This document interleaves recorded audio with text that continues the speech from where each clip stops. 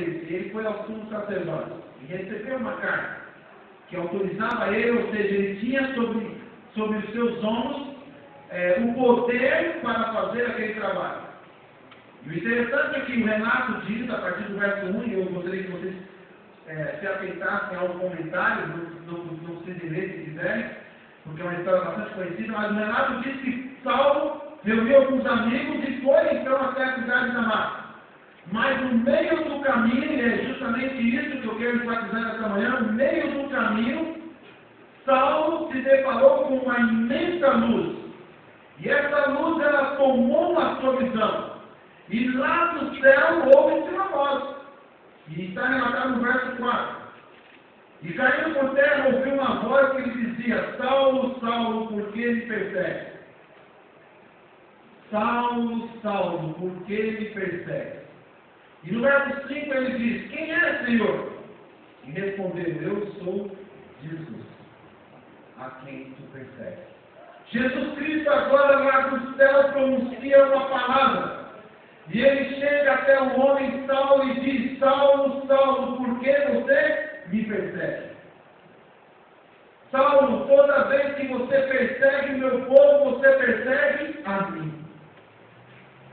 E eu quero saber, Saulo, por que você tem me perseguido?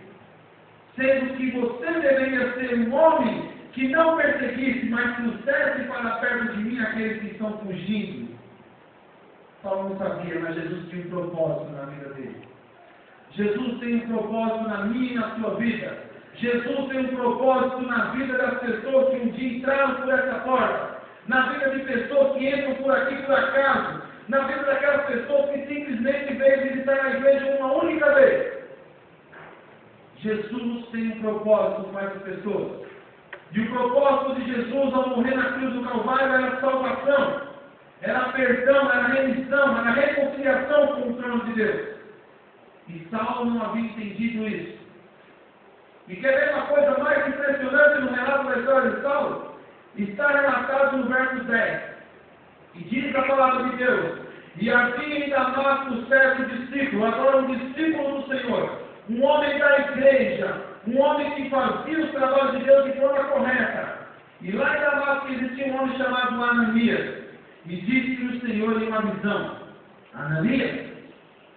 E como bom servo do Senhor, rapidamente Ananias disse: eis-me aqui, Senhor. O que queres de mim nesse dia?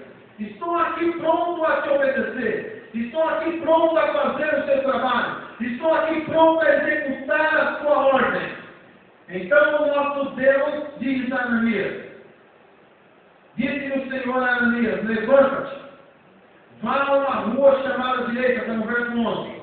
Pergunta na casa de Judas por um homem de Tarso, chamado Saulo, pois ele está orando. Ananias, o servo do Senhor, agora é um homem da igreja, não é Saulo o perseguidor. É Ananias, o servo, um cidadão consagrado por Deus.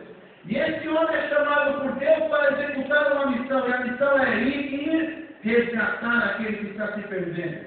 E o perdido, o que estava se perdendo era Saulo. E agora Saulo orando. Talvez pedindo perdão a Deus.